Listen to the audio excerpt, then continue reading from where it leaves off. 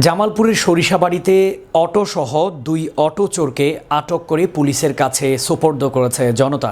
সরিষাবাড়ি প্রতিনিধি সাইদ মাহমুদ জানান, আটককৃতরা হলেন জামালপুর সদর উপজেলার হায়েতপুর গ্রামের মৃত আমজাদ হোসেনের ছেলে মোশাররফ হোসেন ও চক বেলতৈল গ্রামের তাসের আলীর ছেলে হাবিবুর রহমান।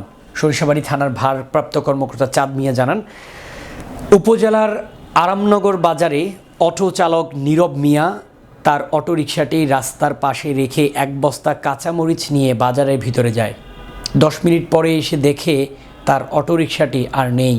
পরে এদিক সেদিক খোঁজাখুঁজি করে না পেয়ে তার মালিক রবিউল ইসলামকে ফোন করে বিষয়টি জানালে তিনি তৎক্ষণাৎ থানায় গিয়ে অজ্ঞাত চোরদের বিরুদ্ধে একটি অভিযোগ দায়ের করেন। পরে বাউসী পপুলার এলাকায় অটোরিকশা সহ দুইজন অটো চোরকে আটক করা হয়েছে এমন সংবাদ পেয়ে পুলিশ ঘটনাস্থলে যায় এবং জব্দকৃত অটো সহ তাদেরকে গ্রেফতার করে থানায় নিয়ে আসে।